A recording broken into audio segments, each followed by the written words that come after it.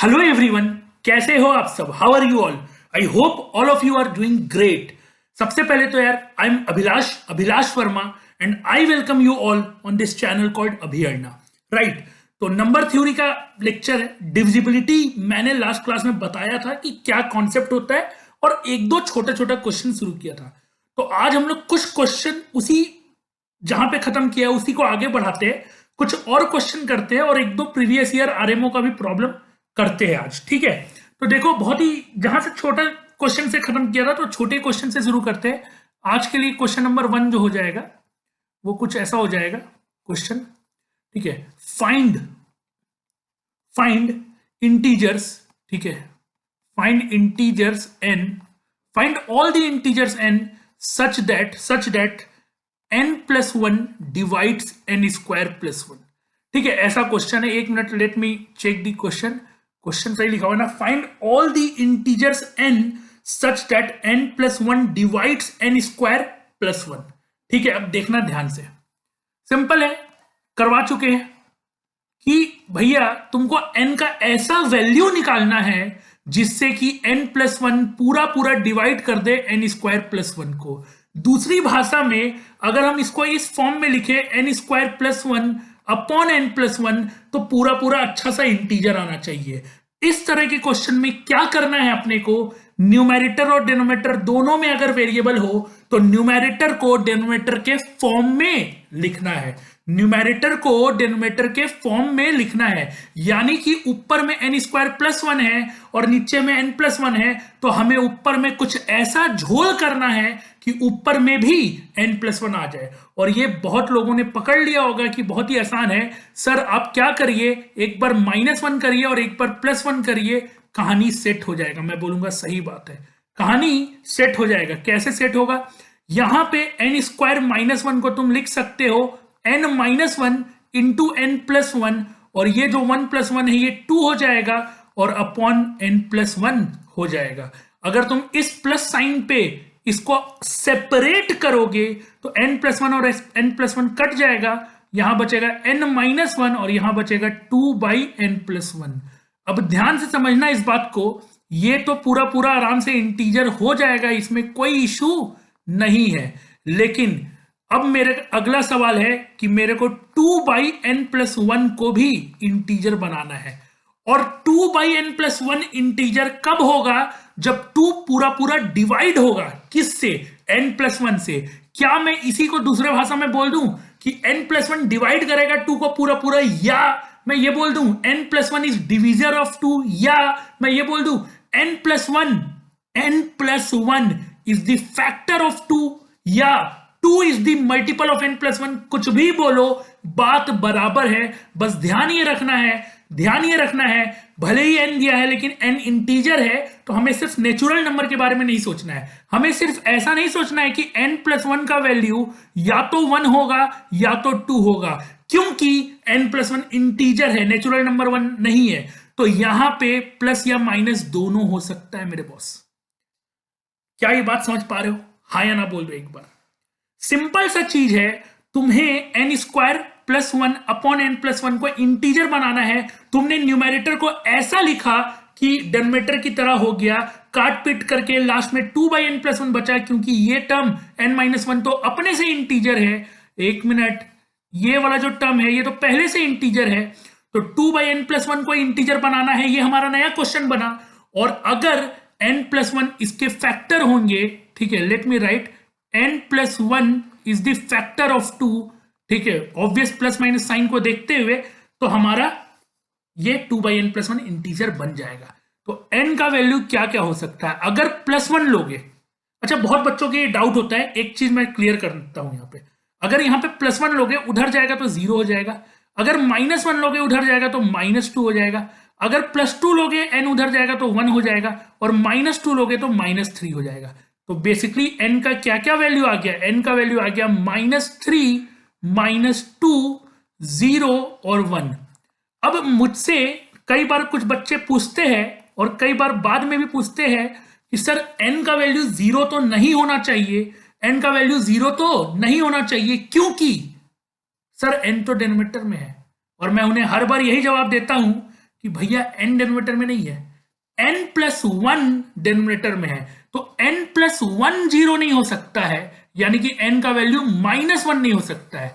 अगर तुम वो सोच रहे हो तो कुछ बच्चे ऐसा सोचते हो, इसलिए मैं क्लैरिफाई कर रहा हूं। क्या ये बात आप सभी को समझ में आ रहा है? हाँ या ना बोल दो यार। अगर समझ में आ रहा है तो हाँ या ना बोल दो। क्वेश्चन कंप्लीट हो चुका है, और ट्रस्ट में ये सभी क्वेश्चन जो भी मैं करवाने जा रहा हूं ये कहीं ना कहीं आया हुआ है। कोई ऐसा नहीं कि मैंने अनशंड अपने से बना दिया या बुक से उठा के दे दिया। ऑब्वियस बुक से उठाऊंगा, बट ऐसा नहीं है कि बुक से उठा के दे दिया, बट ये क्वेश्चन कहीं ना कहीं आया हुआ है।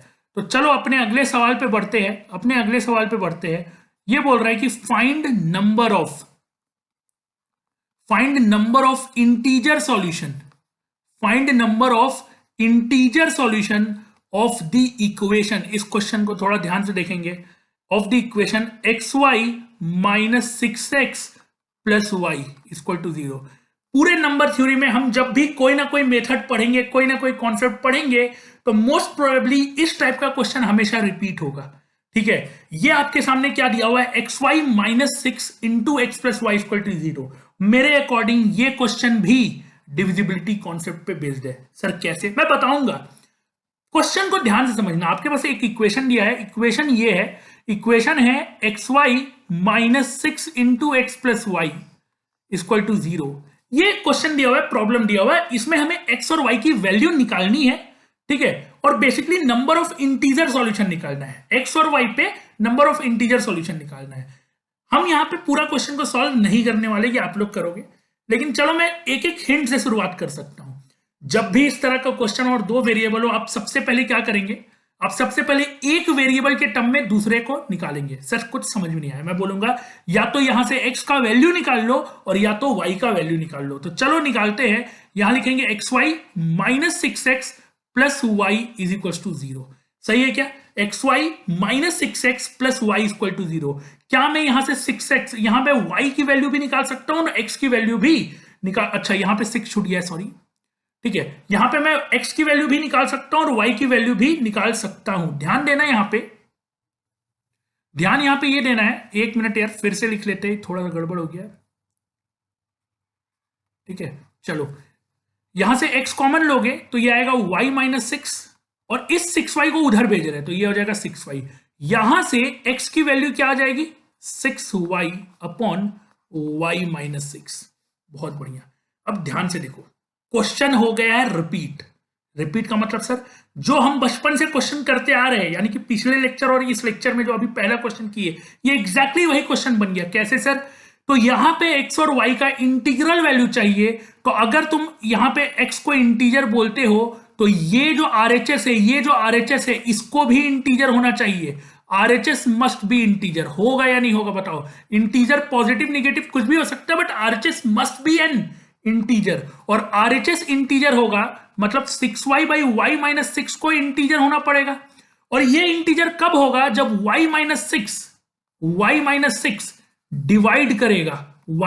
6 डिवाइड करेगा कंप्लीटली 6y को, यानी कि y माइनस 6 को कंप्लीटली डिवाइड करना है। ठीक है, अब तुम ये मत सोच लेना यहां पे कि सर y माइनस 6y का फैक्टर होगा। सोच तो सकते ही हो, लेकिन दिक्कत है क्योंकि दोनों वेरिएबल है, ऊपर भी वेरिएबल है नीचे भी वेरिएबल है। और जब भी इस तरह का क्वेश्चन आए क्या करना है? न्यूमेरेटर को डिनोमिनेटर की फॉर्म में लिखना है हमेशा। बस यही कॉन्सेप्ट, न्यूमेरेटर को right numerator in the form of denominator, that's it, कहानी खत्म हो जाएगा। तो क्या यहां पे डिनोमिनेटर में y माइनस 6 दिया हुआ है, क्या हम ऊपर में y माइनस 6 बना सकते हैं? यार तुम्हारी मर्जी, मैथमेटिकली करेक्ट होना चाहिए बस। कुछ भी लिख सकते हो। तो चलो y माइनस 6 अपने से लिख लेते हैं। जैसे ही तुम y माइनस 6 अपने से लिखोगे तुम्हें यह रियलाइज होगा कि अच्छा 6 इंटू वाई तो सही लिखा हुआ है, लेकिन 6 इंटू माइनस 6 तो माइनस 36 है, जो कि तुमने एक्स्ट्रा लिख दिया है। तो यहां पे प्लस 36 भी लिखना पड़ेगा। क्या ये बात समझ पा रहे हो? अगर समझ पा रहे हो तो बहुत बढ़िया बात है, अगर समझ पा रहे हो तो बहुत अच्छी बात है। अब यहां से इस प्लस साइन पे इसको सेपरेट करेंगे, और सेपरेट करने के बाद क्या आएगा, 6y माइनस 6 और y माइनस 6 तो कट जाएगा। लेट मी यहां पे राइट, और ये आ जाएगा +36/y-6, और ये किसका वैल्यू है, x का वैल्यू। कुल मिला के तुम्हें ऊपर से वेरिएबल को एलिमिनेट करना है as long as you can. कुल मिला के तुम्हें ऊपर से न्यूमैरेटर से वेरिएबल को एलिमिनेट करना है ताकि तुम ऊपर वाले का फैक्टर लिख सको। अच्छा, वेरिएबल होगा तो फैक्टर कहां से लिखोगे, बहुत ही सिंपल सी चीज है, वेरिएबल होगा तो फैक्टर कहां से लिखोगे। अब ये क्वेश्चन खत्म हो चुका है, क्यों, क्योंकि x को इंटीजर होना है, तो x इंटीजर हो गया, 6 तो अपने आप बच्चे को पता है भैया इंटीजर है, यानी कि इस टर्म को भी इंटीजर होना पड़ेगा। इस टर्म को इंटीजर तभी होगा जब y-6 डिवाइड्स 36, यानी कि y-6 should be A factor of 36, और हम साइन लेंगे क्योंकि हमें इंटीजर बोला है, हम साइन के साथ लेंगे क्योंकि हमें इंटीजर बोला है। तो y-6 36 का फैक्टर क्या क्या हो सकता है, एक तो हो सकता है +-1, एक हो सकता है +-2, एक हो सकता है +-3, एक हो सकता है +-4, 5 नहीं होगा, एक हो सकता है +-6, 7 नहीं, 8 नहीं, एक होगा +-9, एक होगा +-18, आई गेस 9 के बाद सीधे 18 ही होगा, या 12 इंटू 3, ओके 12 भी होगा, बाबा बहुत है, +-12, फिर होगा +-18, और 18 के बाद सीधे +-36 होगा।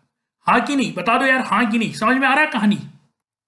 तो यहां से बहुत ही आराम से आप y की वैल्यू निकाल सकते हो, इतनी जरूरत नहीं है क्योंकि क्वेश्चन जो आया था नंबर ऑफ इंटीजर सॉल्यूशन आया था, तो 1 2 3 4 5 6 7 8 9 2 18, y का 18 वैल्यू आएगा, और कुछ यहाँ पे x का भी 18 वैल्यू आ जाएगा, तो जो भी है यहाँ पे 18 सॉल्यूशंस जो भी आ जाएगा, आप चेक करके देख लेना y का वैल्यू एक एक करके, चाहो तो यू कैन चेक इट, ठीक है सिंपल सा सवाल, है सिंपल सा सवाल। एक बात यहां पे ध्यान देना, बहुत लोग का कंफ्यूजन रह जाता है बाद में, y का वैल्यू 0 हो सकता है, y का वैल्यू 0 हो सकता है, बिल्कुल हो सकता है y का वैल्यू 0, जब y-6 का वैल्यू -6 रखोगे तो y 0 आ जाएगा, परफेक्ट हो सकता है, लेकिन y-6 का वैल्यू 0 नहीं हो सकता है, मतलब y का वैल्यू 6 नहीं हो सकता है। बात समझ में आ रहा है, जैसे यहां पे y-6 है तो ये डेनोमिनेटर 0 नहीं हो सकता है, यानी y का वैल्यू 6 नहीं हो सकता है, लेकिन y-6 का वैल्यू, y का वैल्यू 0 हो सकता है, क्योंकि y का वैल्यू 0 रखोगे तो 0-6 आएगा, ये इट इज एप्लीकेबल। तो ये सब कंफ्यूजन मत रखना, ये सब कंफ्यूजन हो जाता है, पता नहीं कैसे होता है, शायद हड़बड़ी में लोग कर देते होंगे, पता नहीं, ठीक है। चलो अगले क्वेश्चन पे बढ़ते हैं। चलो एक क्वेश्चन जो है होमवर्क के लिए दे देते हैं, होमवर्क क्वेश्चन एक, उसके बाद अगला क्वेश्चन करेंगे। क्वेश्चन है, what is the largest positive integer, what is the largest positive integer n such that n cube plus 100 is divisible by n cube plus 100 is divisible by n plus 10। Exactly वैसा ही question है, but थोड़ा सा मतलब उतना तो करना ही है, उसके अलावा एक चीज एक्स्ट्रा करना होगा इस क्वेश्चन में। What is the largest positive integer n such that n cube plus 100 is divisible by n plus 10? ठीक है, हाँ या ना बोल दो यार, हाँ या ना बोल दो एक बार, बहुत बढ़िया। तो अब अपना अगला क्वेश्चन करते हैं बिना टाइम वेस्ट किए, ये क्वेश्चन आपको करना है और इसका आंसर जो है कमेंट में कर दो, ठीक है, बहुत बढ़िया। अगला क्वेश्चन जो है वो हमारा कुछ ऐसा है, find the sum of all the integer, find the sum of all the integers, sum of all the integers such that n square plus 2n plus 2 divides n cube plus 4n square plus 4n minus 14। ठीक है, एक minute यार, मेरे को question check कर लेने दो, यही लिखा हुआ है कि कुछ और लिखा हुआ है। Find the sum of all the integers such that n square plus 2n plus 2 divides n cube plus 4n square plus 4n minus 14, यही लिखा हुआ है, ठीक है, यही लिखा हुआ है। क्वेश्चन जो है मैंने यही उतारा है, क्योंकि मेरे साथ एक पंगा है यार, मैं क्वेश्चन इन जनरल जो है गलती उतार देता हूँ, कई बार ऐसा होता है मेरे साथ, ठीक है, तो इसीलिए मैं क्वेश्चन देख ले रहा हूँ। हाँ, तो यानी कि सिंपल है कहानी, कहानी सिंपल है। कहानी सिंपल कैसे है सर? कहानी सिंपल ऐसे है कि समझना बात को, कि ऊपर लिखा हुआ है n cube plus 4n² plus 4n minus 14, इसको डिवाइड करना है n² प्लस 2n प्लस 2 से, और आपको इंटीजर आना चाहिए सिंपल भाषा में। मतलब ये ऊपर वाला न्यूमैरेटर मस्ट बी पूरा पूरा डिविजिबल बाई नीचे वाला, यानी कि सिंपल है, ऊपर वाला must be A factor of नीचे वाला, यानी कि न्यूमैरेटर को डिनोमिनेटर के टर्म में लिखने वाला क्वेश्चन फिर से आ गया है। ठीक है, अब आपको लग रहा होगा कि शायद ये क्वेश्चन फिर से वही सेम आ गया, नहीं, ये क्वेश्चन थोड़ा सा अलग है।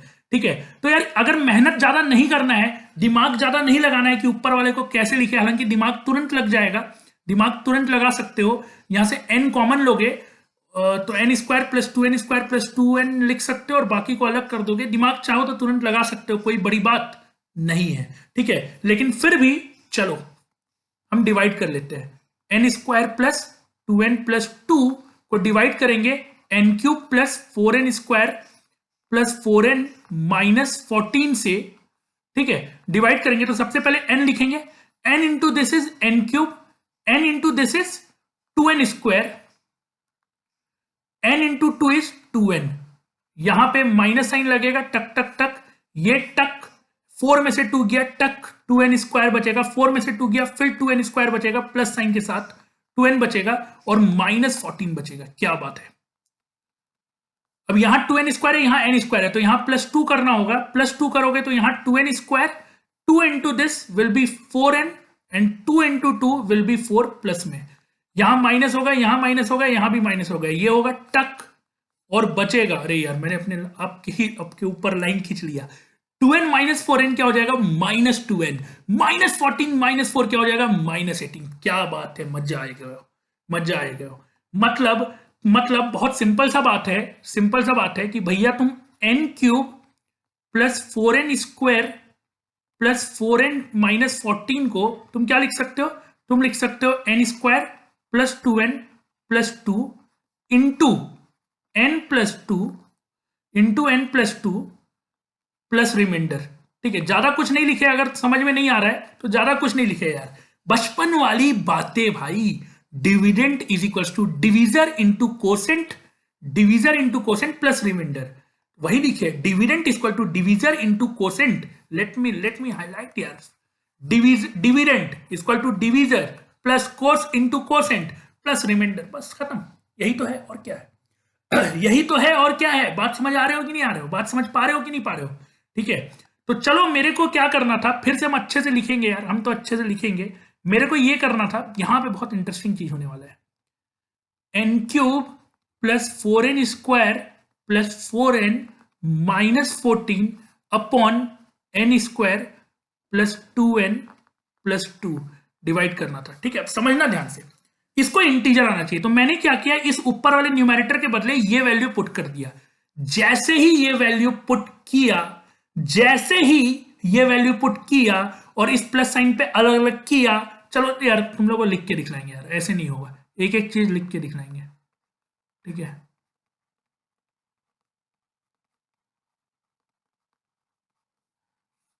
Upon n² plus 2n plus 2।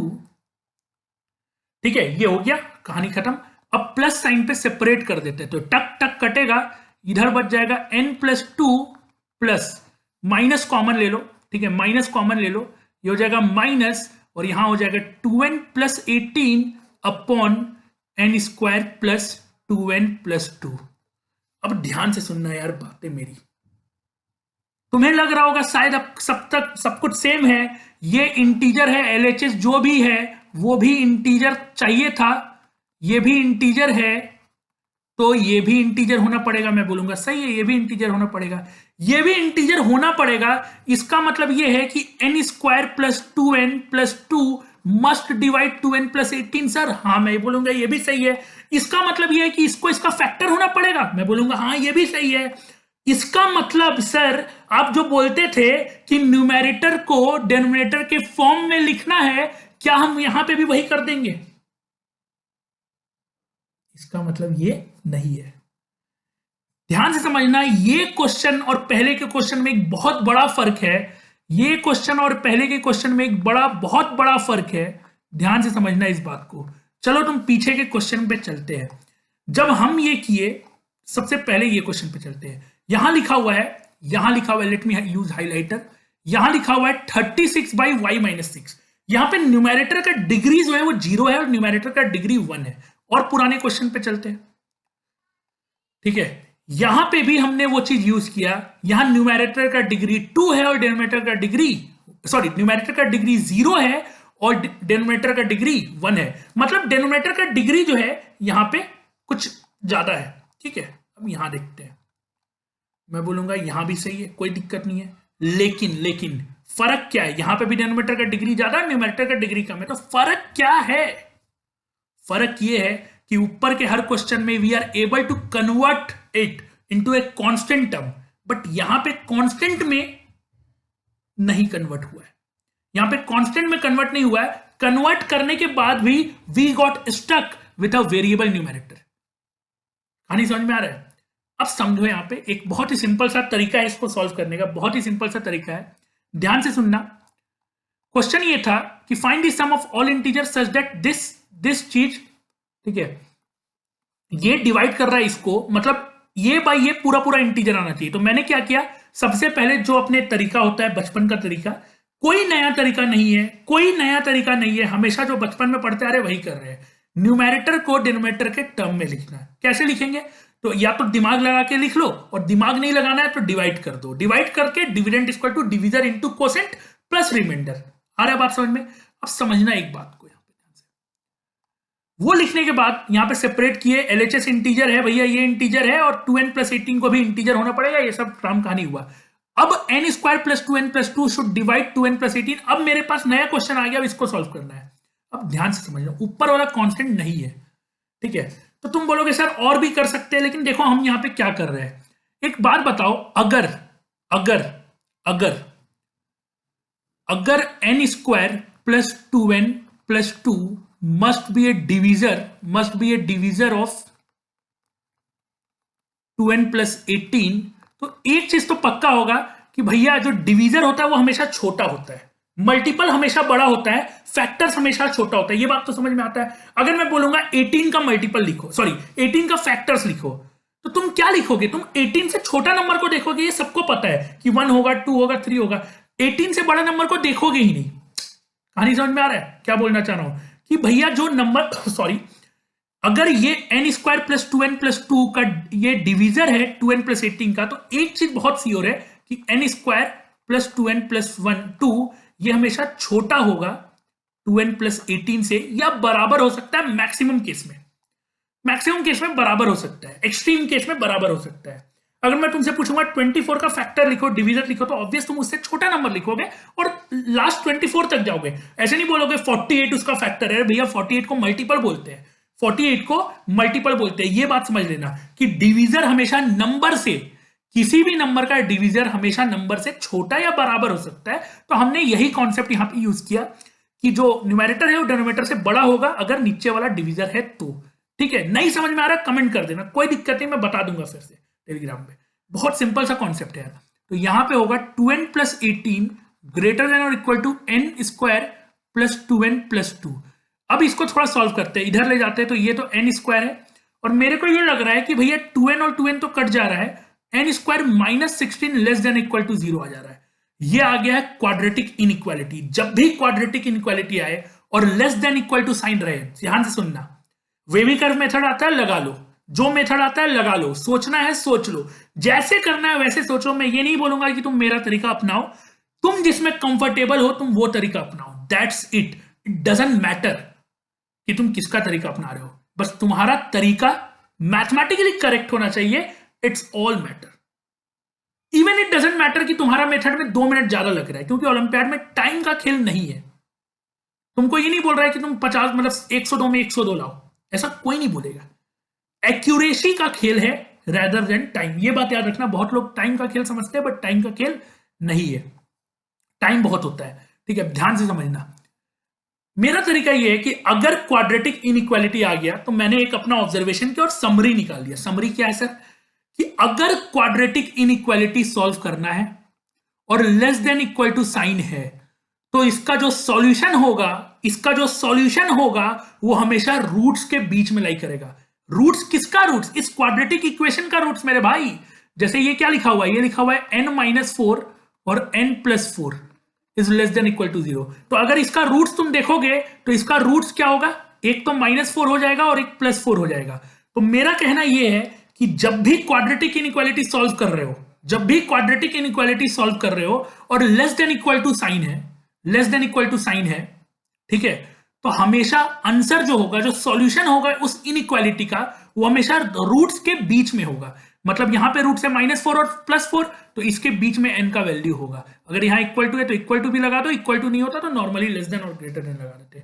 अगर ग्रेटर देन होता तो रूट्स के बाहर लाई करता। तुम बोलोगे सर इसका कोई डेरिवेशन है क्या? नहीं यार, वही वेविकर मेथड है, बस मैंने समरी निकाल के मतलब समरी में डायरेक्टली यूज कर देता हूं, बीच का स्टेप खा लेता हूं, सिंपल है, ठीक है। तो यानी कि ये बहुत इंपॉर्टेंट बात आया कि n का वैल्यू -4 और 4 के बीच में होगा, बट n तो इंटीजर चाहिए भैया। ओ भैया, n तो इंटीजर चाहिए, इसका मतलब n का वैल्यू क्या क्या हो सकता है? +-4 हो सकता है, +-3 हो सकता है, +-2 हो सकता है, +-1 हो सकता है और 0 हो सकता है। n का इतना इतना वैल्यू हो सकता है, ध्यान से समझना इस बात को। n का इतना इतना वैल्यू हो सकता है, ठीक है।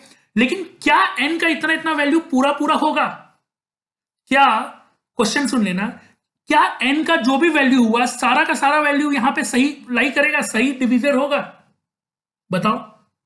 नहीं, ये जो तुम्हारा ये जो n का वैल्यू आया है, ये अभी आंसर नहीं आया है, ये अभी आंसर नहीं आया है। सर क्यों आंसर नहीं आया? अरे भैया, तुमने क्या सॉल्व किया, ध्यान से समझो। तुमने सॉल्व किया है बस कि न्यूमेरेटर, तुम समझना, तुमने क्या सॉल्व किया है, तुमने बस ये सॉल्व किया कि numerator is going to be greater than और इक्वल टू डिनोमिनेटर। बस न्यूमेरेटर बड़ा हो जाए डिनोमिनेटर से तो इसका मतलब थोड़ी है कि डिनोमिनेटर डिविजर होगा। मान लो 5/3, यहां न्यूमेरेटर बड़ा है डिनोमिनेटर से, कंडीशन इज सेटिस्फाइड। लेकिन क्या 3 इज डिविजर ऑफ 5? क्या 5 इज डिविजिबल बाई 3? नहीं, तो अभी आंसर नहीं आया है। यानी अब वी हैव टू चेक कि कौन सा डिनोमिनेटर डिवीजर है न्यूमेरेटर का। चेक करना पड़ेगा पूरा एक एक वैल्यू पुट करके। तो चलो यहां पे हम चेक करते हैं। यहां पे n का वैल्यू लिखते हैं, एक काम करते हैं, थोड़ा कलर चेंज करते हैं। यहां पे हम n का वैल्यू लिखते हैं, यहां पे हम न्यूमेरेटर का वैल्यू लिखते हैं। न्यूमेरेटर का वैल्यू क्या था? n² प्लस, अरे क्या था भैया, वैल्यू ही भूल गए, n² प्लस 2n+2। और यहां पे हम डिनोमिनेटर का वैल्यू लिखते हैं। डिनोमिनेटर का वैल्यू आई गेस था 2n+18 और समथिंग लाइक 2n+18। उल्टा लिख दिए क्या? उल्टा हो गया, कोई नहीं। ये डिनोमिनेटर है, ये न्यूमरेटर है, ये है डिनोमिनेटर और ये है न्यूमरेटर 2n+18, ठीक है। अगर हम n का वैल्यू 0 पुट करते हैं, 0 से शुरू करते हैं, अगर हम n का वैल्यू 0 पुट करते हैं तो डिनोमिनेटर आ जाएगा 2, न्यूमरेटर आ जाएगा 18, ठीक है। अभी रुक जाते हैं, बाद में चेक करेंगे, पहले वैल्यू निकाल लेते हैं, आराम से चेक करेंगे, हड़बड़ाना नहीं है। अगर हम न्यूमरेटर n का वैल्यू 1 पुट करते हैं तो यहां क्या आएगा? 1 + 2 3, 3 + 2 5। अगर हम यहां 1 पुट करते हैं तो 18 + 2 ये 19 आ जाएगा, 18 + 2 20 आ जाएगा। भैया क्या हो गया, मेरे को कैलकुलेशन गलती हो रहा है मेरा, ठीक है। अगर हम यहां पे -1 पुट करते हैं, -1, तो -1 का स्क्वायर तो 1, 1 + 2 3 और 3 - 2 ये हो जाएगा, ठीक है। और यहां -1 पुट करेंगे तो 18 - 2 विल बी 16, ठीक है क्या? ठीक है क्या? बात समझ में आ रहा है क्या? अब n का वैल्यू हम 2 पुट करते हैं, ठीक है। 2 जब पुट करोगे तो 2² तो 4, 4 + 2 6, 2 × 2 4 6 और ये 10 हो जाएगा, ठीक है। कर लेना है, 2² 4 + 2 6, 6 4 10, कर लेना है सब। 2 × 2 4 और 18 और 4 22। -2 पुट करेंगे तो -2 में यहां तो 4 आएगा, यहां 4 आएगा और यहां भी -4 आएगा, टक टक कट जाएगा और ये 2 आ जाएगा। और यहां -4 पुट करोगे तो -4 × 2 इज -8 और -8 + 18 विल बी 10, ठीक है। ये सब कर लेना। और क्या है? 3 है और -3 है, तो 3 पुट करोगे तो 3² इज 9, 9 और 2 11, 11 + 3 into two 6, 11 plus 6 I guess 17। यार कैलकुलेशन देख लेना यार, मेरा गलती भी हो सकता है, I am very bad at calculation, ठीक है। 3 स्क्वायर हो गया 9, 9 प्लस 10, 9 10 11, और 11 3 इंटू 6, ठीक है 17, और 3 इंटू 2 हो गया 6, 6 प्लस 18 हो गया 24। गजब यार। -3 पुट करोगे तो -3 का स्क्वायर तो 9 होता है, 9 और 2 11, और यहां 11 में -6, अरे बाबा 5, 11 में -6। अब यहां पुट करोगे -3, -3 का स्क्वायर, यहां -3 पुट करोगे न्यूमेरेटर में, तो -3 into 2 6, 6 plus -6 plus 18 will be 12। अब आता है वैल्यू 4 और -4 का, ठीक है। तो जल्दी से करते हैं, 4 स्क्वायर 16 प्लस 2 18, 18 और 8, ठीक है 26 हो जा रहा है। और इसमें करोगे तो 4 इंटू 2 8, 18 प्लस 8 इज 26। गजब।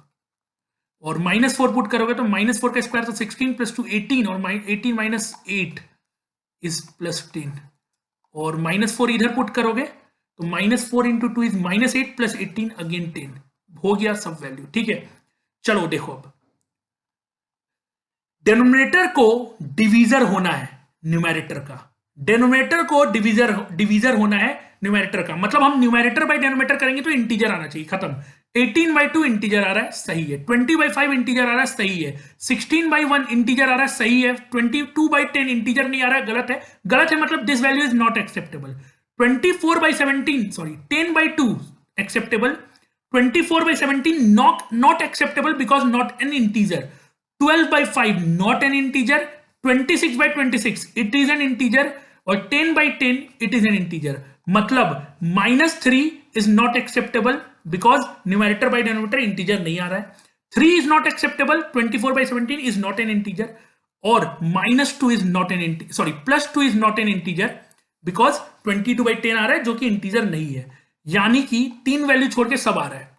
तो let me right the value of n, -4 हो गया, -3 नहीं, -2 हो गया, -1 हो गया, 0 हो गया, 1 हो गया, और 2 हो गया, ठीक है। 2 नहीं हुआ, 4 हुआ, 2 और 3 नहीं हुआ, 4 हुआ, यानी कि 6 वैल्यू आ रहा है। टोटल कितना वैल्यू कटा है? 3, 1 2 3 4 5 6 7 8 9, 3 वैल्यू कटा है, 6 वैल्यू आ रहा है, परफेक्ट है। अब तुम में से कुछ लोग बोलेंगे कि सर अब जोड़ दिए, जोड़ने के बाद 4 कट गया और ये -2 आंसर आ जाएगा। तो बहुत लोगों का आंसर -2 आ जाएगा, क्योंकि हमें सम ऑफ ऑल द इंटीजर निकालना था। क्वेश्चन एक बार पढ़ लो फिर से, क्वेश्चन एक बार फिर से पढ़ लो कि what is the largest positive, नहीं sorry, find the sum of all the integers such that this divide this. तो सम करना था, ठीक है, सम करना था। तो बहुत लोग यहां पे सम हम करेंगे और आंसर -2 आ जाएगा, but this is wrong, this is wrong. Sum -2 नहीं आएगा। क्यों नहीं आएगा ये सुन लेना। लेकिन सर इसको जोड़ने पे तो -2 आ रहा है। अरे सिर्फ इसको जोड़ने से आंसर नहीं आएगा, और भी n का वैल्यू पॉसिबल है। अच्छा ऐसा है क्या? बिल्कुल ऐसा है। क्या सर? चलो देखते हैं, चलो देखते हैं, वापस आते हैं, यहां पे आओ वापस। LHS इंटीजर है, RHS भी इंटीजर है, ध्यान से समझना इस बात को। LHS, अरे ये क्या हो गया भाई, एक मिनट। LHS जो है वो इंटीजर है, ठीक है। RHS में ये पार्ट इंटीजर है, तो इसको भी इंटीजर होना पड़ेगा। और इंटीजर होने के लिए मैंने क्या किया, ऊपर वाला न्यूमेरेटर जो है नीचे वाले डिनोमिनेटर से, मतलब ऊपर वाले को न्यूमेरेटर ही बोलते हैं, न्यूमेरेटर को नीचे वाले से डिवाइड होना पड़ेगा। डिवाइड कब होगा? जब डिनोमिनेटर फैक्टर होगा, जब डिनोमिनेटर फैक्टर होगा, जब डिनोमिनेटर डिवीजर होगा, जब न्यूमेरेटर मल्टीपल होगा नीचे वाले के। तो मैंने ये कंडीशन लेके सॉल्व कर दिया, और हमारा n का वैल्यू ये सब आ गया, जो जो आया था। सर सही तो है, फिर गलत कहां है? गलत यह है कि एक और तरीके से RHS इंटीजर हो सकता है, जो केस हमने नहीं लिया है।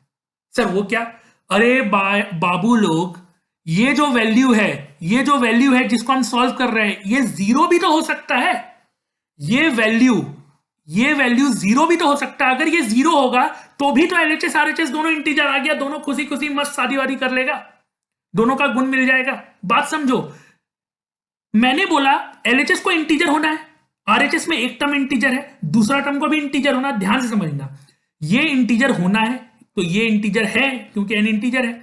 तो यार इस टर्म पे लोचा आ रहा था, इस टर्म पे लोचा आ रहा था, तो इस टर्म को इंटीजर बनाने के लिए पूरा राम कहानी हुआ। राम कहानी ये हुआ कि अगर ऐसे लिखा हुआ है ए बाई बी, अगर ऐसे लिखा हुआ है ए बाई बी, मतलब ए बाई बी ऐसा हो कि ए और बी में कट पिट हो और बी खत्म हो जाए, मतलब B divides A, B is a factor of A is a multiple of B, या जो भी तुमको समझना है समझ लो।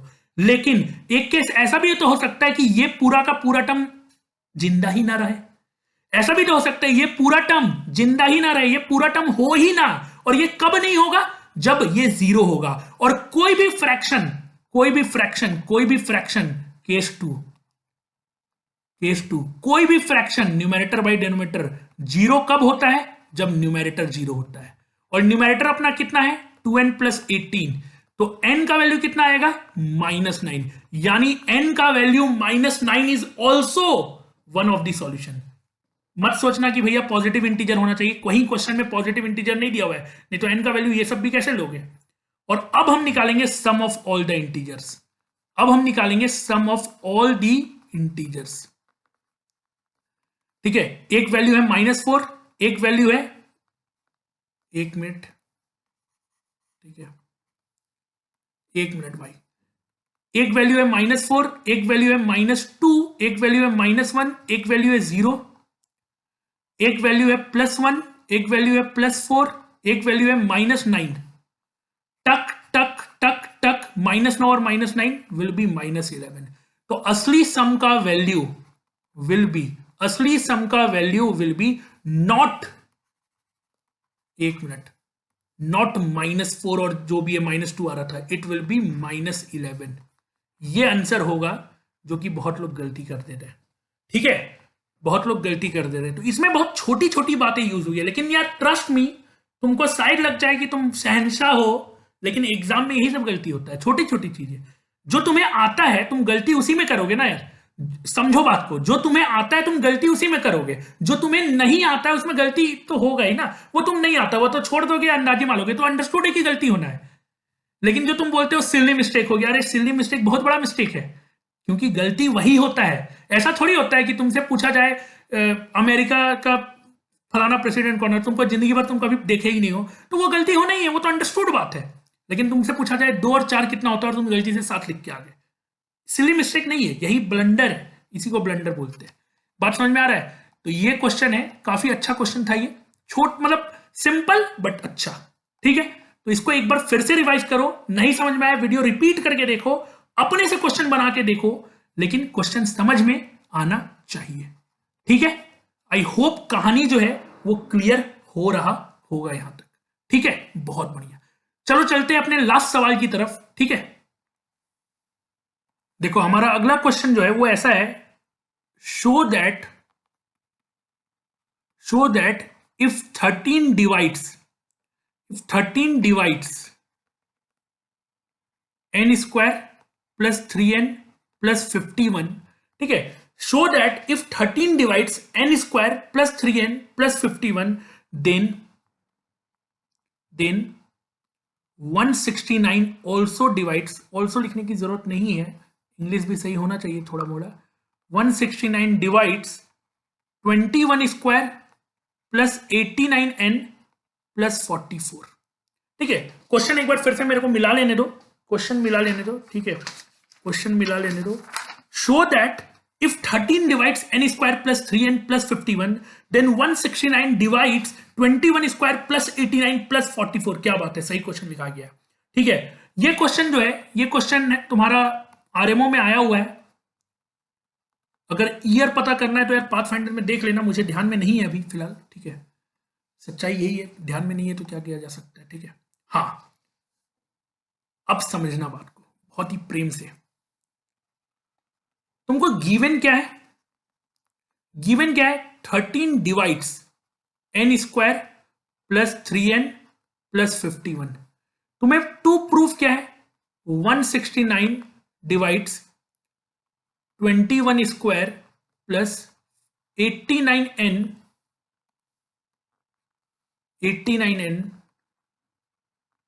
प्लस 44। ठीक है, ये है ऑब्वियस, जो गिवन है वहीं से किसी तरह आगे बढ़ना है अपने को, वहीं से किसी तरह आगे बढ़ना है। ठीक है, तरीका बहुत हो सकता है। तुम बोलोगे सर यहाँ 13 है, यहाँ 169 है, 13 से 169 कैसे जाए, वो सोचना ही नहीं है। बेटर मेथड है हमारे पास, बेटर मेथड है। क्यों ना हम इस इक्वेशन से n का कोई फॉर्म निकाल ले, n का कोई वैल्यू निकाल ले, n का जैसे होता है ना यार, जैसे फॉर एग्जांपल n 2k+1 होगा, एक एग्जांपल दे रहे हैं, नहीं होगा, एक एग्जांपल दे रहे हैं, कोई ये मत सोचना सर आप तो ये बोले थे, बहुत लोग बोल देते हैं, ठीक है। एक एग्जांपल दे रहे हैं कि n ऑड हुआ, let us suppose n odd हुआ, हर ऑड के लिए ये चीज वैलिड है, ऐसा एग्जांपल है। तो ऑड का नंबर का फॉर्म क्या होता है, 2k+1, तो 2k+1 यहां पे पुट करोगे, देखोगे 169 कॉमन जा रहा है। एक तरीका तो ये हो सकता है सोचने का, लेकिन इससे पहुंचे कैसे, क्वेश्चन ये है पहुंचे कैसे। दूसरी बात ये कि 13 डिवाइड्स ये, अब यहां पे तो उल्टा बात हो गया। अभी तक हम जो क्वेश्चन सॉल्व करते आ रहे थे वहां पे डिवीजर में n होता था, मतलब डिनोमिनेटर में n होता था, और हम उस n की वैल्यू निकाला करते थे। यहां उल्टा हो गया, यहां न्यूमेरेटर में n है, और न्यूमेरेटर में n रहेगा तो उसका कोई लिमिट थोड़ी है, वो तो अनलिमिटेड है। अगर मैं तुमसे पूछूं, एक छोटा सा एग्जांपल दे रहा हूं, अगर मैं तुमसे पूछूं कि यहां मैं a लिख रहा हूं और नीचे 2 लिख रहा हूं, अब बताओ a का वैल्यू क्या रखोगे कि ये पूरा पूरा इंटीजर बन जाए। तो इसका कोई लिमिट थोड़ी है। तुम बोलोगे सर a को कोई भी इवन नंबर रख दीजिए हमेशा कटेगा, मैं बोलूंगा बहुत बढ़िया बात है यार, बहुत बढ़िया बात है। तो वैसे ही मुझे n, समझ रहे हो ना, वैसे ही मुझे n का फॉर्म बताना होगा। क्लियर हुआ, नहीं हुआ, नहीं हुआ, कोई दिक्कत नहीं है। अगर मैं तुमसे ये बोलूं कि x/2 एक इंटीजर है, अगर मैं तुमसे ये बोलूं कि x/2 इंटीजर है, तो फिर हम तुमसे पूछे कि भैया x का क्या वैल्यू होगा, x/2 एक इंटीजर है और x का क्या वैल्यू होगा, तो तुम क्या बोलोगे, सर ये कैसा सवाल, पागल टाइप है, आप पागल वागल हो गए क्या, x इवन नंबर होगा, x इवन नंबर होगा, ये सबको पता है, बच्चे बच्चे को पता है। मैं बोलूंगा नहीं नहीं मुझे नंबर चाहिए, मुझे नंबर चाहिए। तो तुम बोलोगे सर 2 4, हम बोलेंगे मुझे एक नंबर चाहिए, मैक्सिमम नंबर चाहिए, ऐसा तो तुम बता नहीं पाओगे। एन का मतलब एक्स का तुम एग्जैक्ट वैल्यू तो नहीं बता पाओगे, तुम बहुत सारा वैल्यू बताओगे, कोई भी वैल्यू उठा लो वो होगा, ठीक है, 2 4 6 8 फलाना ढिमका टक टक टक टक टक कुछ भी, ये सब होगा कहानी, ठीक है। अब ध्यान से समझना इस बात को, ध्यान से समझना इस बात को। इन द सेम मैनर यहां पे ऊपर में वेरिएबल दिया हुआ है और नीचे में डिवाइड्स बाय 3, मतलब ऊपर वाला 13 का मल्टीपल है, लेट बी फ्रैंक, ऊपर वाला 13 का मल्टीपल है, ठीक है। यानी कि हम एक वैल्यू n का नहीं बता सकते, हम पूरा पूरा फॉर्म बताएंगे, हम पूरा पूरा फॉर्म बताने वाले हैं। क्या ये बात समझ पा रहे हो, क्या ये बात समझ पा रहे हो। तो चलो यहां पे हम कुछ करते हैं, एक चीज और होगा जो तुम लोग को याद दिलाते हैं, अगर a b को डिवाइड करे, ठीक है, एंड a जो है वो c को डिवाइड करे, तो क्या मैं ये बोल सकता हूं कि a जो है वो b एंड c का लीनियर कॉम्बिनेशन को डिवाइड करेगा, bx प्लस cy, ठीक है, x और y के बदले कुछ भी लिखो। ये पहला क्लास का नंबर थ्योरी के जो डिविजिबिलिटी, यानी कि लास्ट क्लास में हम लोग इस प्रॉपर्टी को पढ़े, इस प्रॉपर्टी का यूज करने का समय आ चुका है, और हम कैसे यूज करेंगे वो आप इस क्वेश्चन के साथ सीखेंगे, ठीक है, इस क्वेश्चन के साथ सीखेंगे। अच्छा, कोई बोलेगा सर मेरे को बचपन से ही आना चाहिए क्या, नहीं बचपन से नहीं आना चाहिए, हर कोई को यहां से पहली बार एक्सपीरियंस के साथ क्वेश्चन आता है, तो ये क्वेश्चन एक्सपीरियंस वाला ज्यादा है। हाँ, कुछ लोगों का खतरनाक मैथमेटिकल माइंड होगा तो उन लोगों को पहले ही अटेम्प्ट में आ जाए, बट ये एक्सपीरियंस वाला क्वेश्चन है कि इस तरह के क्वेश्चन को करते कैसे है, ठीक है। अब ध्यान से समझना, एक बात बताओ, अगर हम ऐसे लिखे 13 डिवाइड्स 13, सही है क्या, 13 डिवाइड्स 26, सही है क्या, 13 डिवाइड्स 39, सही है क्या, 13 डिवाइड्स 65, बोल सकते हो सही है क्या। इस तरह से आगे तुम बहुत सारा लिख सकते हो, 13 डिवाइड्स 91 भी होगा, 13 डिवाइड्स 91 भी होगा, बात समझ में आ रहा है, 13 डिवाइड्स 91 भी होगा। अब 91 क्यों लिखे ये सोचना है तुम्हें कि हम 91 पे ही जाके क्यों रुक गए, ठीक है, और इसके आगे भी हो सकता है, इसके पीछे भी हो सकता है, बहुत सारा वैल्यू होगा, राइट, ठीक है। अब मेरे को एक बात बताना यार, ठीक है, देखना यहां पे ध्यान से, 13 इन सबको डिवाइड कर रहा है और 13 डिवाइड कर रहा है इसको भी, ठीक है। क्या मैं ये चीज, कहां गया वो, मिटा दिया क्या मैं ये चीज लगा सकता हूं, क्या सर, क्या सर, अगर ए बी को डिवाइड करे और ए सी को डिवाइड करे तो ए बी और एक्स का लीनियर कॉम्बिनेशन को डिवाइड करेगा, ये पक्की बात है, ये प्रॉपर्टी है, ये I am going to use. किसमें किसमें सर, तो मैं इसमें यूज करूंगा, अगर 13 इसको डिवाइड करे एंड 13 91 को तो डिवाइड कर ही रहा है, तो क्या बताना, 13 इन दोनों का लीनियर कॉम्बिनेशन को डिवाइड कर लेगा, बिल्कुल करेगा। तो ऐसे लिख सकते हैं n square plus 3n plus 51 into x, कोई नंबर होगा, plus n square sorry plus 91 into y. यहां पे हम कोई बड़ा वैल्यू नहीं चाहते एक्स और वाई के जगह में, इसलिए हम 91 लिए, नहीं तो यहां 13 और 26 भी ले सकते हो, कोई मतलब दिक्कत वाली बात नहीं है, बट फैक्टराइजेशन करने में दिक्कत होगा। तो यहां पे 13 डिवाइड्स, ध्यान से रखना, यहां पे मैं एक्स का वैल्यू को 1 रख रहा हूं और वाई का वैल्यू को -1 रख रहा हूं।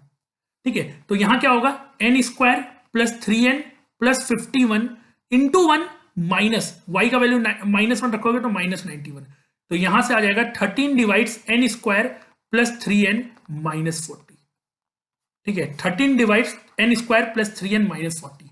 अब तुम ये सोचोगे कि सर 91 अचानक से कैसे ले लिए? पहली बात, अचानक से नहीं लिए, ये सोचा समझा साजिश है।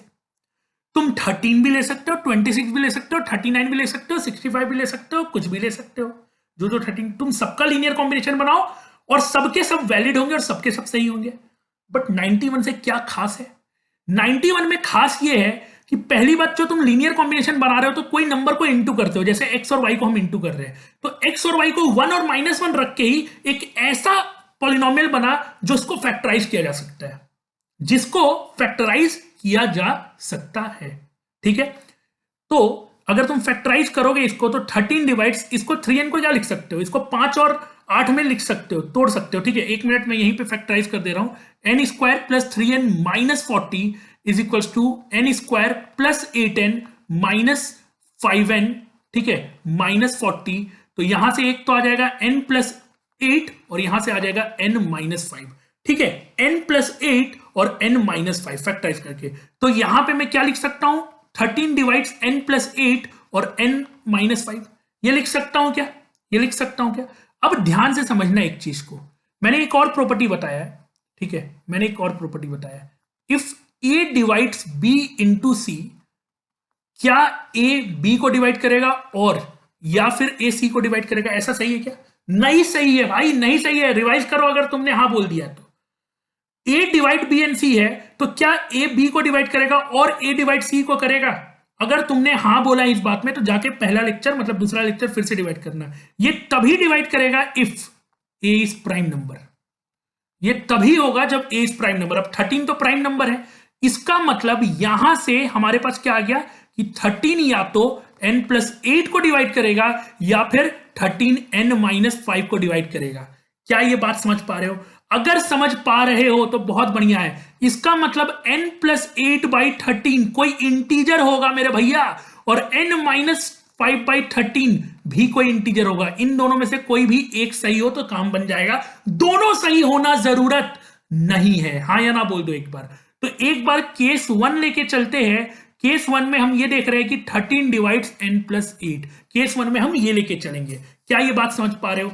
इसका मतलब n प्लस 8 बाई 13 एक इंटीजर होना चाहिए। तो क्या हम यहां से एक, अच्छा इतना मेहनत नहीं करेंगे, हम छोटा वाला लेंगे, हम छोटा वाला ले रहे हैं ना, कहां गया, छोटा वाला ले रहे हैं। केस 1 n-5/13 एक इंटीजर होना चाहिए, राइट, एक इंटीजर होना चाहिए। एक मिनट रुक जाओ। तो क्या हम यहां से लिख सकते हैं कि n का वैल्यू 13k1 + 5 होगा? केस 1 क्या है? केस 1 है n माइनस 13 डिवाइड्स n -5। ठीक है, केस 1 ये है, तो n का वैल्यू 13k1 + 5 होना चाहिए। और हम लोग को प्रूफ क्या करना है कि 169 इसको डिवाइड करेगा, किसको? 21n² प्लस 89n प्लस 44 को। ठीक है, तो एक मिनट मेरे को लिख लेने दो। जो अपने को प्रूफ करवाना है वो है 21n² plus 89n plus 89n plus 44। ठीक है, इसको प्रूफ करवाना है। एक मिनट एक मिनट, सही है बॉस, सही है। अब n का वैल्यू यहां से इसमें पुट कर दो, क्या होगा? 21 इंटू n² मतलब 13k1 प्लस 5 का square plus 89 into 13k1 plus 5 का प्लस 44। राइट, यहां तक जो है जिंदगी सेट हो गया। अब थोड़ा यहां कैलकुलेट कर लेते हैं यार। ठीक है, 13k1 का स्क्वायर क्या हो जाएगा? 169k1 square plus 5 square is 25 plus 2 into 5 10 10 into 13K1, ठीक है, प्लस यहां से आएगा 89 इंटू 13K1 प्लस 89 इंटू 5 कितना होता है 19 इंटू 5 450, ये हो जाएगा 445, ठीक है, प्लस 44, परफेक्ट है, 490 489 यहां पे हो गया, ठीक है, कोई दिक्कत नहीं है। अब एक काम करते हैं, पहले ये स्क्वायर वाला टर्म को लिखते हैं, तो ये हो जाएगा 21 इंटू 169K1 स्क्वायर, ठीक है, फिर के वाला टर्म को लिखते हैं, एक के वाला टर्म यहां है, ठीक है, एक के वाला टर्म यहां है, यहां पे लिख सकते हैं 13K1 into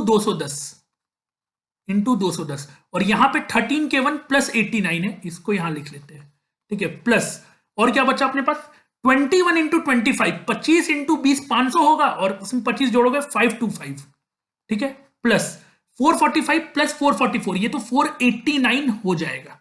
are you getting what I am trying to say?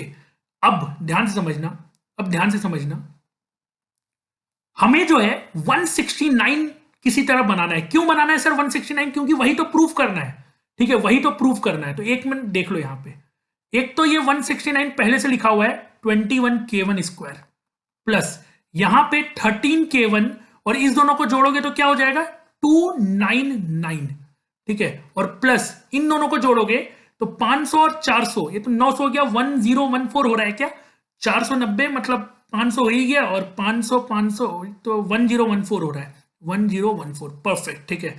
अब मेरे को 169 किसी तरह कॉमन लेना है, ठीक है, ध्यान से देखना, यहां तो पूरा पूरा 169 बना हुआ है प्लस 13K।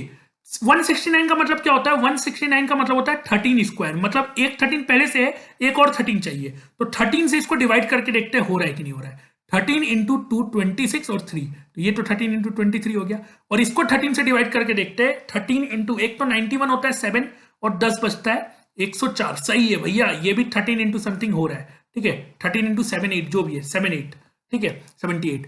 नाउ क्या यहां से 169 कॉमन ले सकते हो, बताओ, 169 यहां से 13 इंटू 13 और यहां पे 13 है, और ये चीज भी 39 से कॉमन में जा रहा है, 78 39, ठीक है, देख लेना यार, समझ लेना, 78 होगा 39 से डिवाइड करोगे तो, और 78 भी 39 से डिवाइड होता है 6 बार में, ठीक है, 6 बार में, यहां लिख ही लो यार, क्यों इतना टेंशन ले रहे हो।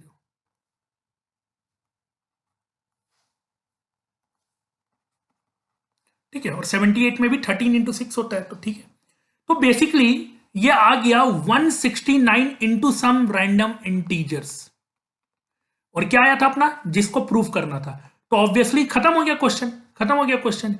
हमने ये प्रूफ कर दिया कि भैया ये जो टर्म दिया हुआ है ये 169 इंटू समथिंग होता है, तो ऑब्वियसली 169 इंटू समथिंग ये आ रहा है, तो 179 का मल्टीपल हो गया ना, ये मल्टीपल हो गया तो 169 डिवाइड करेगा इसको, ठीक है, हिंस प्रूव्ड। ध्यान से समझना क्वेश्चन को, क्वेश्चन में थोड़ा सा एक चीज का लोचा है बस, ठीक है, एक चीज दिया हुआ था कि 13 divide some polynomial of n, ठीक है, और तुमको ये प्रूफ करना था 169 divide some other polynomial of n, ठीक है, f ऑफ n। तुमने क्या किया, तुमने एक प्रॉपर्टी यूज किया, कौन सा प्रॉपर्टी, कि 13 अगर pn को डिवाइड कर रहा है और 13 अगर 91 को डिवाइड कर रहा है, तो 13 इन दोनों के लीनियर कॉम्बिनेशन को भी डिवाइड करेगा, ठीक है, और यहां से मेरे को n का फॉर्म पता चला कि n जो है कुछ 13K प्लस 5 इस फॉर्म में आ रहा था, और फिर मैंने इस n को यहां पे पुट कर दिया, जैसे ही यहां पे पुट किया 169 कॉमन आ गया, और 169 कॉमन आया तो ऑब्वियसली डिविजिबल है। दूसरी बात, बहुत लोग बोलेंगे कि सर क्या इतना सॉल्यूशन हो गया सेट है, नहीं, अभी नहीं, सॉल्यूशन खत्म नहीं हुआ है। क्यों खत्म नहीं हुआ है, ध्यान से सुनना, यहां पे ये आया था कि 13 या तो n+1 को डिवाइड करेगा या तो n+5 को डिवाइड करेगा, तो हमने एक केस लिया जिसमें 13 n+5 को डिवाइड करेगा, हमने ये पहला वाला केस तो लिया ही नहीं है, हमने ये पहला वाला केस तो लिया ही नहीं है, तो यानी कि आपका काम है कि आप ये केस लोगे और सॉल्व करोगे और प्रूफ करोगे कि 169 को 13 डिवाइड कर रहा है, ठीक है। तो थोड़ा लोड हो गया होगा आज, मतलब थोड़ा ज्यादा हो गया लग रहा है मेरे को, ठीक है, मेरे को तो कुछ नहीं है, लेकिन आप लोगों को धीरे धीरे समझ में आना चाहिए, क्योंकि यार आई वांट कि हर बच्चे को समझ में आए, जो बच्चा एकदम स्टार्टिंग कर रहा है उसको भी समझ में आए, तो चलो ठीक है, बहुत बढ़िया। और दूसरी बात यह है कि 6-7 क्वेश्चन का एक असाइनमेंट मैं डिस्क्रिप्शन में डाल दे रहा हूं, ठीक है, डिस्क्रिप्शन में डाल दे रहा हूँ वीडियो अपलोड के साथ। इन केस अगर नहीं डरा है तो थोड़ा 2-4 घंटे के बाद डाल दूंगा। ठीक है, तो टेंशन फ्री रहना, वो क्वेश्चन को सॉल्व करना, और उस क्वेश्चन को हम लोग डिस्कस करेंगे किसी और वीडियो में। ठीक है, किसी और वीडियो में हम उस क्वेश्चन को डिस्कस करेंगे। ठीक है, तो आज के लिए इतना ही रहेगा। ठीक है, have a great day and night, जो भी जब भी देख रहे हो, दिन में रात में, कीप लर्निंग। और यार फोड़ दो बढ़िया से। ठीक है, या तो छोड़ दो या तो फोड़ दो, यही कहूंगा। और आज का class problem point of view से मेरे हिसाब से तो इंपॉर्टेंट था। अगर आप स्टार्टिंग में है अपने फेज ऑफ प्रिपरेशन के, अगर आप मेडियोकॉर में है अपने फेज ऑफ प्रिपरेशन के, अगर आप ब्रिलियंट स्टेज में अपने फेज ऑफ प्रिपरेशन के, तो फिर ये इंपॉर्टेंट नहीं था। ब्रिलियंट स्टेज का मतलब होता है आपने पढ़ लिया है, आपने क्वेश्चन सॉल्व कर लिया है। अगर आप स्टार्टिंग कर रहे हो या मिडिल फेज में हो, तो ये वीडियो आपके लिए बहुत इंपॉर्टेंट होने वाला है ओलंपियाड पॉइंट ऑफ व्यू से। ठीक है, तो इसी के साथ bye bye, have a great day and night and see या।